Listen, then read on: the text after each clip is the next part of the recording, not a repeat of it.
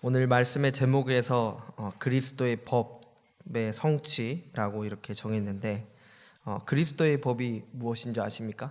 그리스도의 법 뭘까요?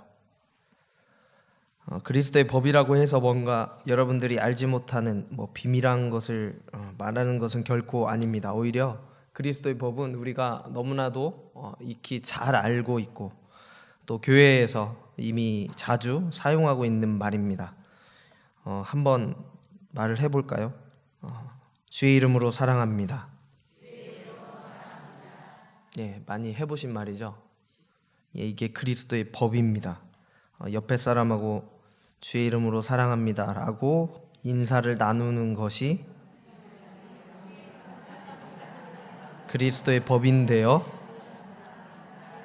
하라고 안 했는데 습관적으로 이렇게 하시네요. 마태복음 5장 7절을 보면 예수님께서 이 세상에 오신 것이 율법을 폐하러 온 것이 아니라 오히려 율법을 완성하러 왔다라는 그런 말씀을 하십니다. 율법을 완성하러 오신 분께서 우리에게 주신 새 계명이 있습니다. 그게 뭐죠? 서로 사랑하라는 것이죠. 좀 더 구체적으로 말하면 내가 너희를 사랑한 것 같이 너희도 서로 사랑하라는 겁니다. 그리스도이신 예수님이 주신 새 계명, 이것이 바로 그리스도의 법입니다. 서로 사랑하라. 이것은 어떤 보다 많고 복잡하고 따르기 어려운 그러한 법이 아닙니다. 오히려 다른 율법들보다 대단히 간단 명료합니다. 그런데 절대로 지키기에는 정말 간단하지 않다는 것을 우리는 너무나도 잘 알고 있을 겁니다.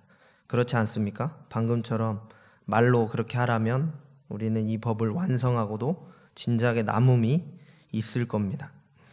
오늘날 교회에서 일어나는 대부분의 갈등과 분열의 이유가 진짜 예수님 말씀하신 것처럼 그리스도의 법인 서로 사랑하지 못하기 때문이라는 점에서 오늘 본문의 말씀은 우리로 하여금 서로 사랑하라는 그리스도의 법의 대명제를 지키면서 행할 수 있는 근본적인 답을 우리에게 해주고 있습니다. 6장 1절을 보겠습니다. 6장 1절을 보면 상반절에 이렇게 나옵니다.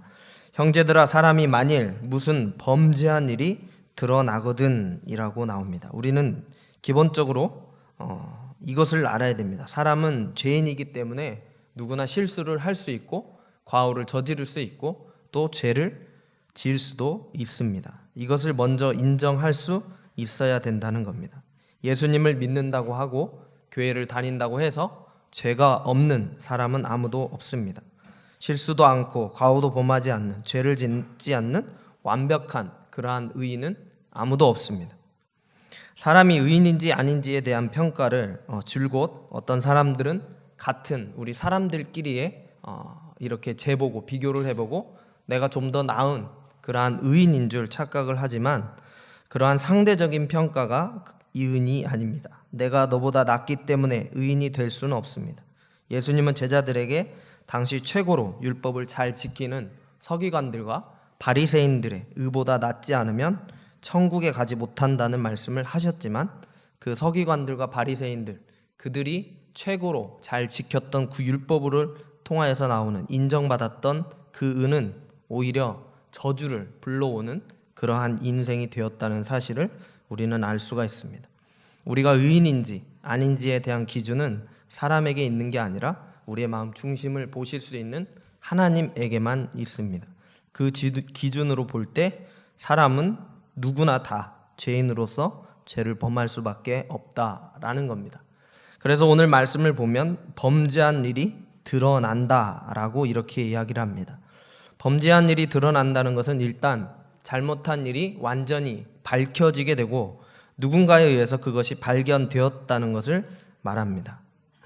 세상 사람들은 누군가가 죄를 범한 사실을 알게 되면 줄곧 어떻게 처리를 하죠? 죄를 진 걸 알게 되면 세상 사람들은 죄인에 대해서 아주 잔인할 만큼 냉중하고 아주 냉정하고 엄중하게 다룹니다. 평상시 친절해 보이는 사람들까지도 모두가 다 인정하는 그러한 죄인에 대해만큼 친절을 베풀지 않습니다. 마치 그동안에 참았던 모든 분노를 죄인을 향해 한순간에 털어놓듯이 그렇게 합니다.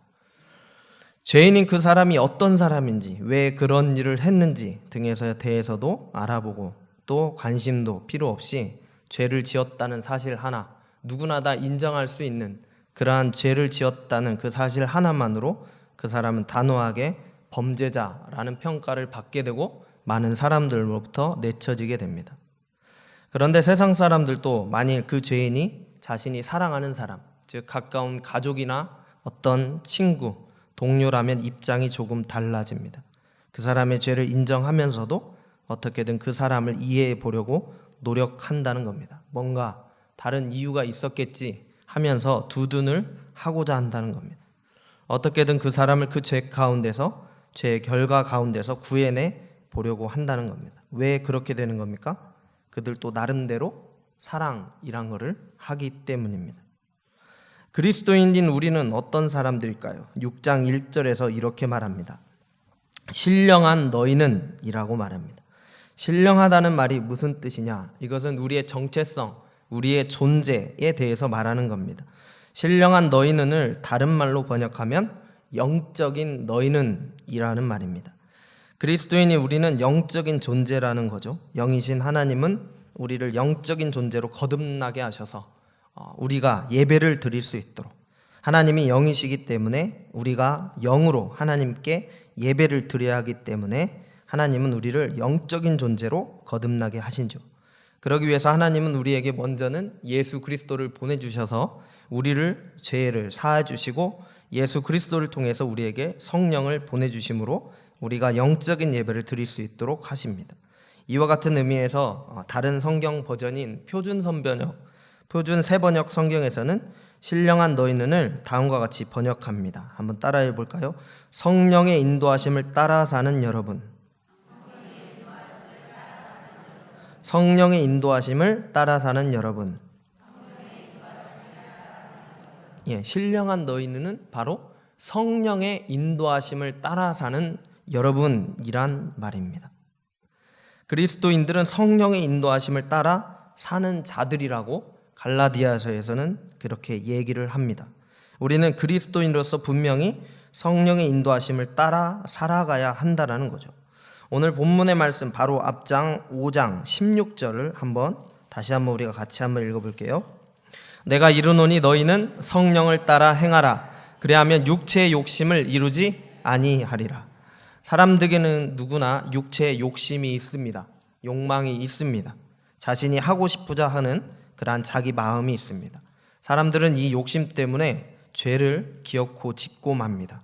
이 욕심을 버릴 수만 있다면 사람들은 분명 의인이 누구나 될 수 있을 겁니다. 그렇기 때문에 타 종교에서는 이 욕심을 버리기 위해서 갖은 애를 씁니다. 그리고 그들은 이 욕심을 버릴 수 있다고 주장을 합니다. 그 주장이 맞다면 이 세상에 예수 그리스도는 오실 필요가 없었을 겁니다. 또한 사람의 노력으로 천국에도 분명히 갈 수가 있었을 겁니다. 그러나 육체의 욕심은 절대로 육체의 죽음을 맞이하지 않으라는 결코 사라지지 않는 것입니다. 육체의 욕심을 이길 수 있는 방법, 그것을 성경은 말하는데 그것은 오직 성령을 따라서 행하는 것뿐이라고 합니다. 육체의 욕심을 버리려고 하고 육체의 욕심을 이기려고 하는 그러한 방법은 없습니다. 그러나 우리가 오직 성령을 따라 행하게 되면 육체의 욕심은 자연적으로 사라진다는 겁니다. 육체의 욕심을 버릴 수 있는 방법은 육체의 욕심에 집중하는 게 아니라 우리를 이끌어 가실, 우리가 따라야 될 성령에게 집중하는 것입니다. 그런데 육체를 가지고 있으며 육체의 욕심이 있는 우리가 어떻게 성령을 따라가고 어떻게 성령에게 집중할 수가 있을까요? 방법은 오직 한 가지입니다. 5장 18절을 같이 한번 읽어보겠습니다. 너희가 만일 성령의 인도하시는 바가 되면 율법 아래에 있지 아니라. 율법은 하나님께서 주신 선한 것이 맞습니다. 그런데 율법은 우리가 어떤 욕심을 가지고 있는지를 정확히 짚어내고 우리가 그 욕심을 버릴 수 없다는 것을 알려주면서 우리가 죄인에 불과한 사실을 정해줍니다. 그런데 성령께서 우리를 인도하시는 바가 되면 그러한 율법과 상관없는, 그러니까 그러한 죄와 상관없는 그러한 사람이 될 수 있다라는 겁니다. 그러면 성령의 인도하시는 바가 되려면 어떻게 해야 될까요? 5장 24절 같이 읽어보겠습니다. 그리스도 예수의 사람들은 육체와 함께 그 정욕과 탐심을 십자가에 못 박았느니라. 말하자면 그 크신 예수 그리스도의 십자가의 사랑, 이 사랑 앞에 우리가 늘 서 있어야 된다라는 겁니다. 죄인인 우리를 위해서, 우리가 지은 더럽고 추악한 죄를 위해서 그 말로 형용할 수 없는 고난과 죽음의 십자가를 지셔야만 했던 예수 그리스도의 십자가 앞에 우리가 늘 서 있어야 된다는 겁니다. 우리가 그 예수님을 고난받게 했다고 고백할 수 있어야 됩니다. 우리가 그 예수님을 죽게 했다고 고백할 수 있어야 됩니다. 내가 그랬다고, 내가 나의 잘못 때문에 예수님이 그렇게 됐다라고 고백할 수 있어야 된다는 겁니다.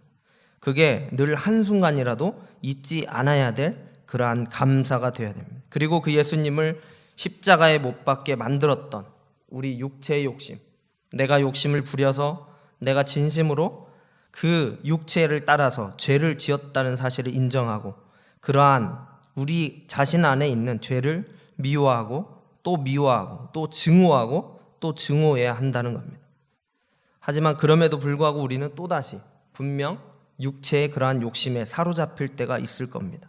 나도 모르게 육체의 욕심을 따라 행하고 있을 때가 있을 겁니다. 우리의 인생이 그래서 참으로 힘들 수밖에 없습니다. 그러나 그 가운데서도 그리스도인인 우리는 우리 마음 중심을 보시는 하나님이 있기 때문에 그 하나님께서 우리를 다시 돌이키게 하여 주시고 우리로 하여금 죄를 깨닫게 해주시고 그래서 회개케 하시는 그런 하나님의 은혜 때문에 우리는 그 하나님만을 더욱 굳게 의지해야 될 겁니다. 하나님은 예수 그리스도를 통하여서 우리에게 새 생명을 주셨습니다. 그리고 그 새 생명은 오로지 성령으로만 살아갈 수 있습니다. 옛사람은 분명 실패하고 넘어질 수밖에 없어서 정죄당하고 분명히 죽을 테지만 그 과정에서 우리는 하나님만을 더욱더 의지함으로 우리에게 주신 새 생명이 자라나서 그 새 사람이 성령으로 온전하게 될 날이 분명히 올 겁니다. 5장 25절과 26절을 같이 읽겠습니다. 만일 우리가 성령으로 살면 또한 성령으로 행할지니 헛된 영광을 구하여 서로 노엽게 하거나 서로 투기하지 말지니라. 성령으로 행하는 것은 헛된 영광을 구하는 것이 아닙니다. 성령으로 행한다는 것은 내 뜻을 버리고 하나님의 뜻대로만 행한다는 겁니다. 서로 노엽게 하거나 서로 질투하는 것이 그래서 아닙니다. 내가 높아지려고 하지 않고 내 자존심을 세우려고 하지 않기 때문에 모든 영광을 하나님께 돌리려고 하기 때문에 서로 노여워할 일이 없고 서로 질투할 일이 없어진다는 겁니다. 성령으로 행하는 것은 바로 오늘 우리가 읽은 6장 1절에서처럼 온유한 심령이 된다라는 겁니다. 온유는 갈라디아 5장 우리가 잘 아는 22, 23절에 나오는 성령의 열매 가운데 있습니다. 즉 성령의 인도하심을 받는 사람들은 분명히 성령의 열매가 나오고 그 열매로 행한다는 겁니다. 이 온유함은 그저 단순히 친절함, 부드러움 이러한 자세를 말하는 것이 아닙니다. 이 온유함은 그리스도의 법을 성취할 수 있게 만드는 성령의 그러한 열매입니다. 우리가 어떻게 그리스도의 법을 성취할 수 있을까? 그것은 성령의 인도하심 때문에 성령의 인도하시는 바가 되면 성령에 따라 행하면 그렇게 될 수 있다는 겁니다. 성령의 인도하심을 받지 못한다면 내가 그리스도의 법을 절대로 성취할 수 없고 우리는 성령의 열매가 아니라 우리 가운데서 육체의 열매밖에 거둘 수밖에 없다는 사실을 기억하시기 바랍니다. 오늘 본문인 갈라디아서 6장 2절을 같이 한번 읽어보겠습니다. 너희가 짐을 서로 지라 그리하여 그리스도의 법을 성취하라.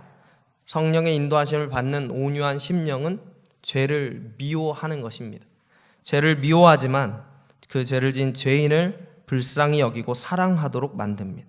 온유한 심령은 죄인을 바로잡기 위해서 예수 그리스도의 사랑으로 그 죄인에게 나아가고 그 죄인을 대합니다. 그 죄인을 멀리하고 정죄하는 것이 아니라 오히려 그 죄인에게 가까이 간다라는 겁니다. 그 사랑은 죄인의 죄를 같이 짊어지는 겁니다. 이것은 단순히 그 사람이 가까운 사람이기 때문에 내가 사랑하는 사람이기 때문에 그 사람을 이해하려고 봐주려고 하는 세상 사람들의 사랑이 아닙니다. 이 사랑은 그렇게 봐주는 사랑이 아니라 바로잡는 것을 목적으로 하기 때문입니다. 왜냐하면 사랑은 죄를 미워하는 그러한 사랑이기 때문에, 그 죄가 그 사람뿐만이 아니라 바로 자신이 지을 수도 있는 죄라고 인정할 수 있는 그러한 사랑이기 때문에 그렇습니다. 이 죄에 대해서는 그냥 넘어갈 수는 없습니다. 그냥 넘어간다면 결국 그 죄로 인해서 시험을 받게 될 것이기 때문에, 그렇기 때문에 무거운 짐과 같은 죄인의 죄를 내가 지는 죄처럼 함께 짊어지는 겁니다. 그리고 적극적으로 그 죄를 함께 극복하려고 하는 겁니다.